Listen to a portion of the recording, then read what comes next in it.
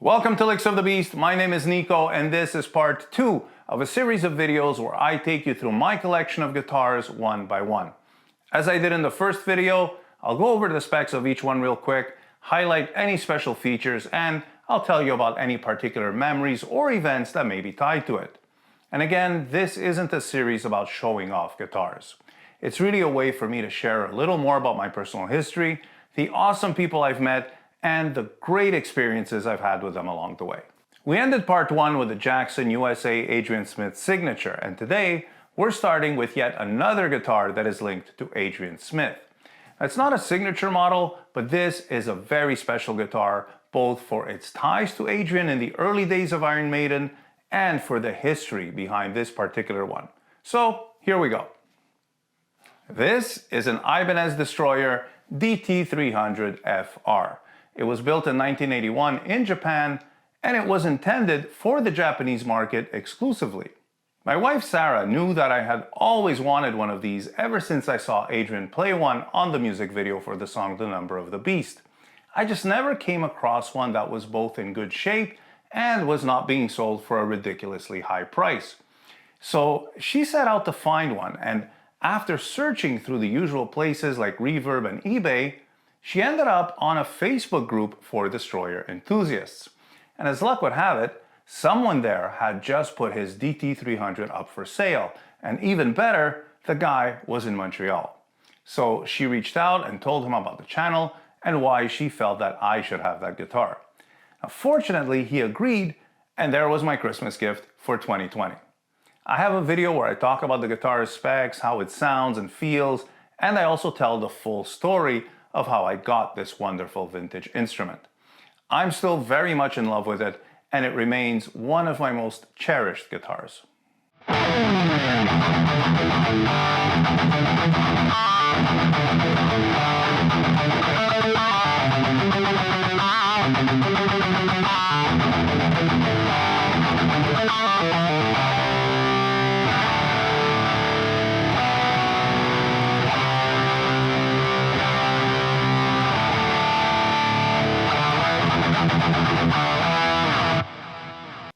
This 2021 Gibson Les Paul Standard 50s Gold Top is yet another gift from Sarah.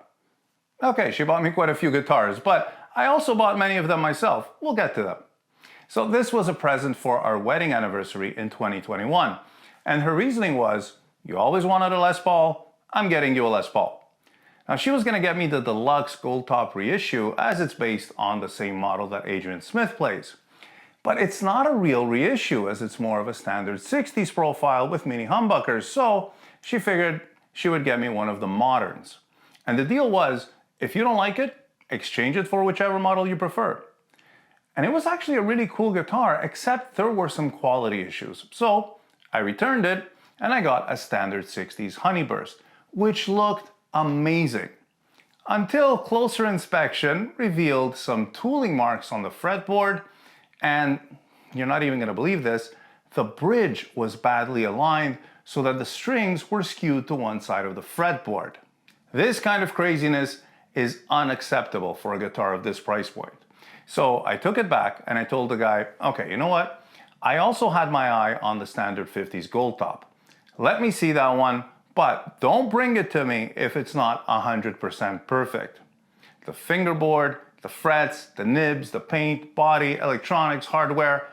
I don't want to see one thing that isn't exactly how it should be. Now I should mention that this was during the COVID lockdown period, so I couldn't just go in the store and try out a guitar. You had to wait outside while they brought one to you, and then you had to try it at home.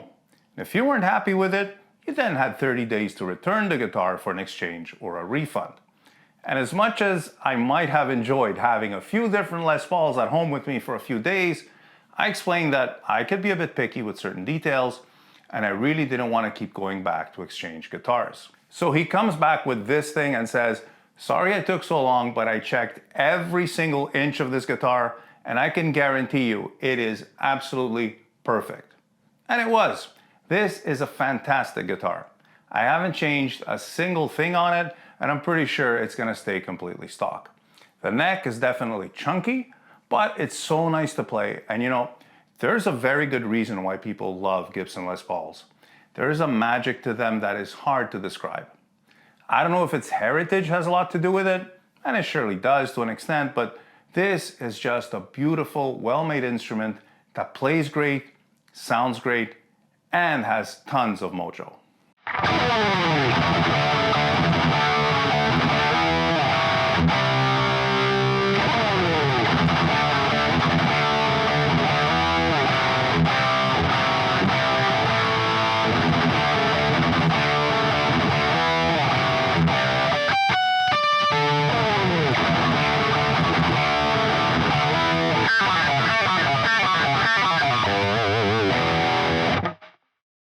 Next up is this Jackson RR5 Rhoads V. Now this is a 2012 model and it was made in Japan.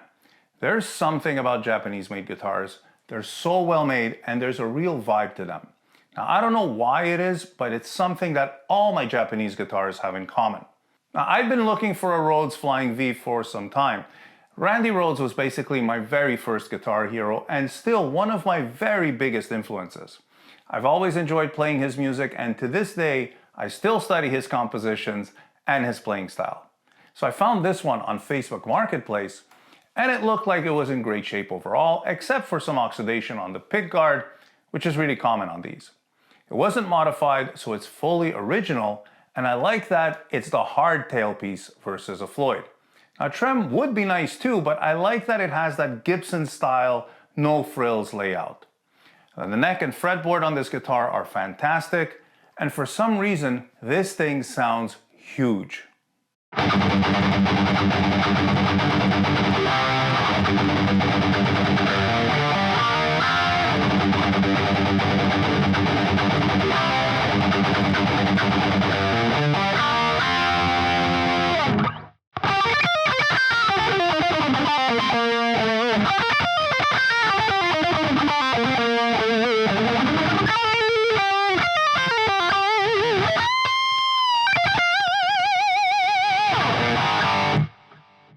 Going back a few years, as the Licks of the Beast Instagram page and channel started to get a little more traction and more people were coming on board, I decided that it made sense to also have a guitar similar to what Janick Gers plays on stage.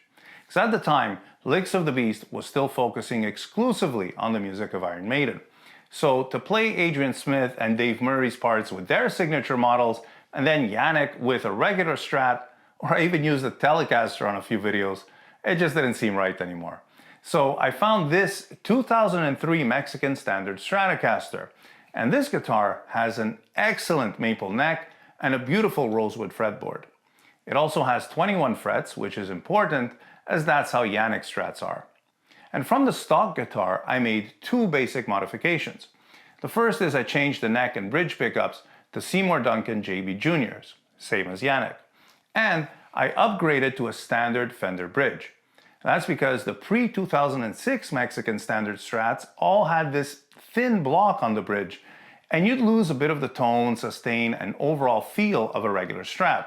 So it's really a worthwhile upgrade. Now I set this one up for 10 to 46 gauge strings to mimic the feeling and the tension that Janick has on his guitars. And that makes me attack the instrument a bit more like he does. This guitar feels and sounds like a much more expensive instrument, and it stays in tune very well despite the standard non-locking bridge and standard tuners.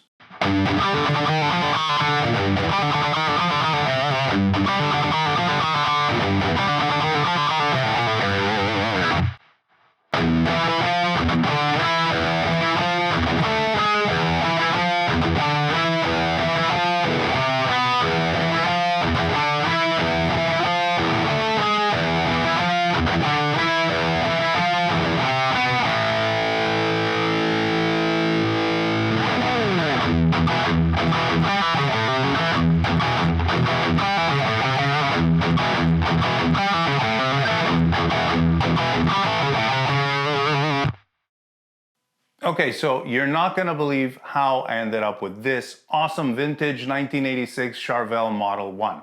So that's the craziest thing. So this guitar was a birthday gift from Sarah. I know, right?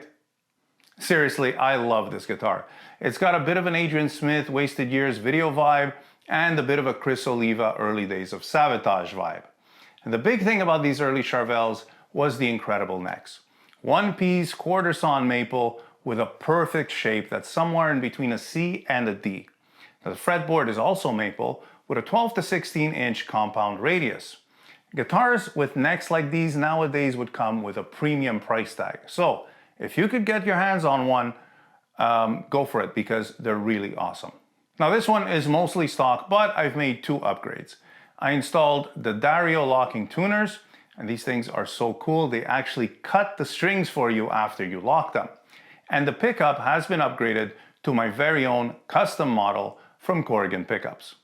This is an Alnico 8 magnet and a resistance of just under 14K. So it's chunky, it handles high gain tones super well, it screams when you want it, and basically allows for really great dynamics. But it's also got lots of clarity without any of that mud that you get on some high output pickups. So it's exactly the sound I had in mind for this guitar, and I'm actually having more of these made. In fact, I just had one installed in my American Deluxe Strat, and this is basically going to be my signature pickup. So stay tuned for more information about that in the very near future. The bridge is still the stock Goto 6-point trem bridge, and I've thought about throwing on a Floyd, but honestly, I don't think it's really necessary, and I really don't like the idea of modifying this guitar too much. So I think other than those two upgrades that I made, this is going to stay stock for the rest.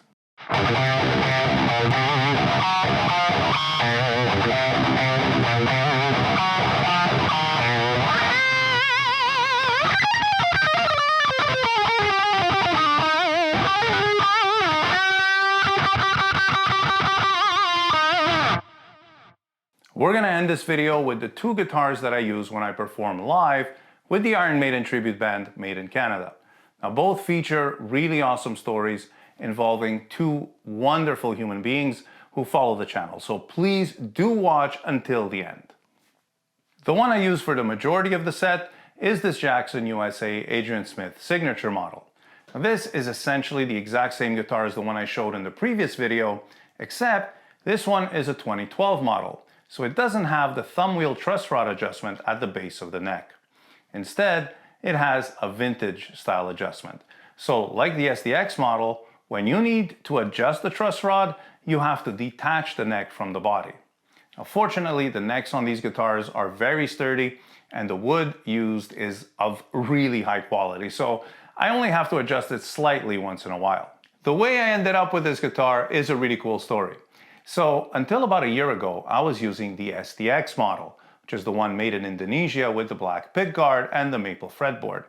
Now that guitar is awesome, especially with the little upgrades that I made to it.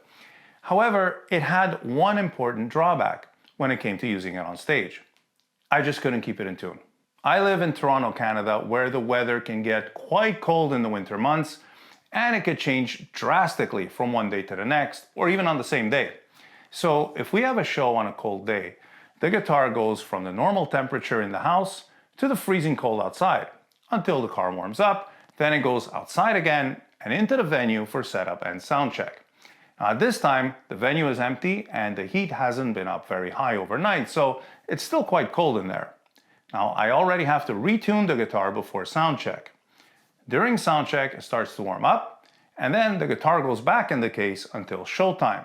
During that period, the venue has warmed up and filled with people, so when I take it out of the case, it needs to be tuned yet again. Now we're on stage under the hot lights, and typically we play a set that lasts around 90 to 100 minutes. That's a lot to ask of an instrument.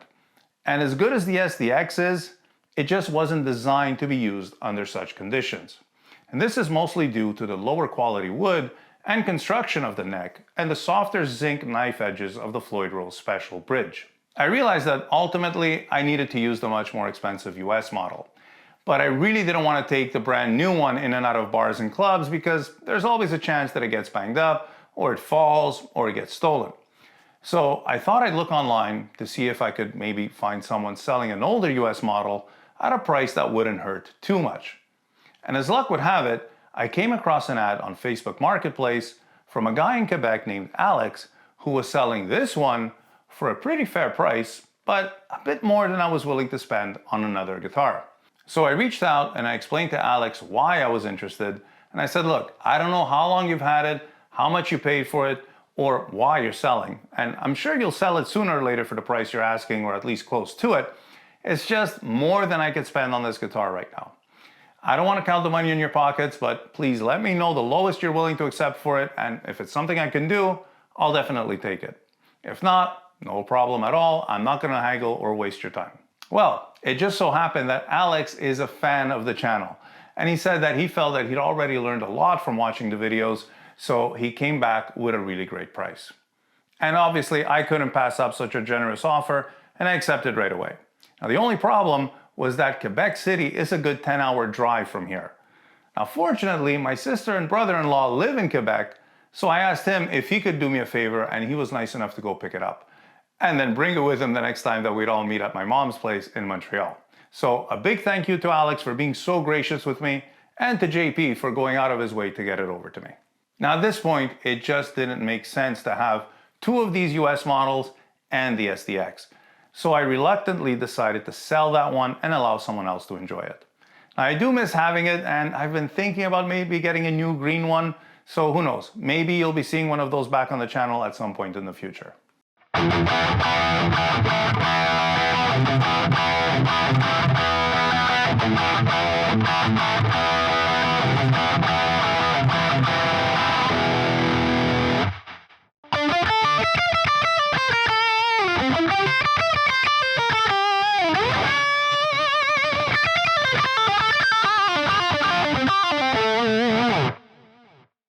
The other guitar I use on stage is this Ibanez Destroyer.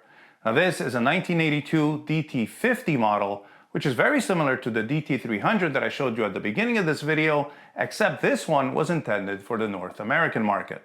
And there are two key differences.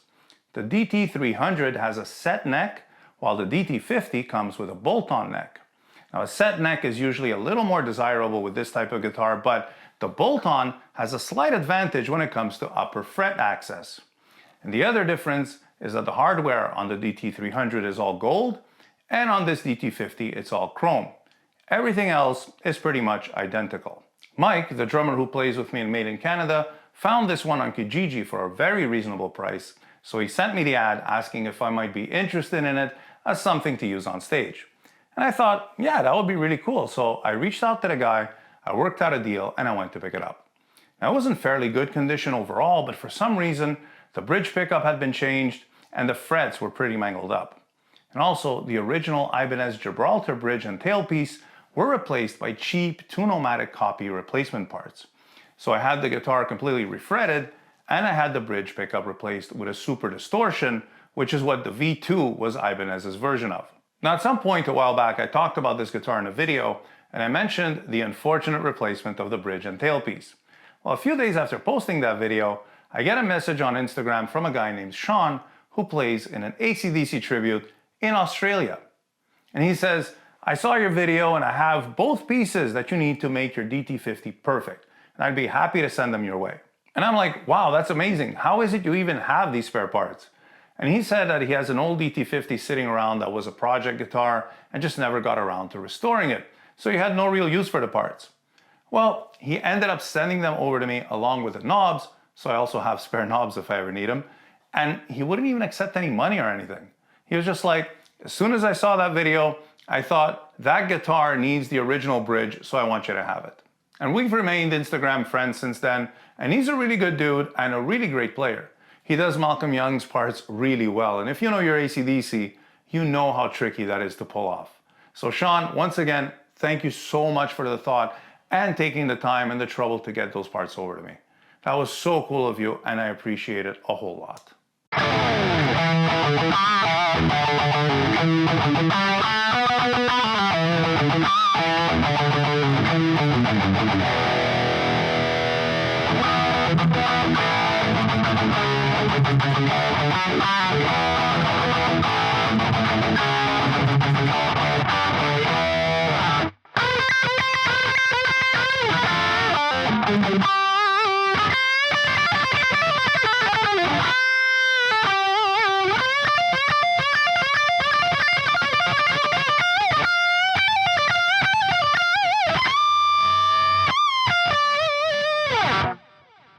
These stories make me feel exceptionally fortunate and truly grateful for the community that we've managed to build around this channel. And I'm reminded of that every single time that I play these guitars on stage. There are still a few more guitars to look at, so we'll get to part 3 of this series soon enough. Thank you all so much for watching, and stay tuned for more licks of the beast. Malzy.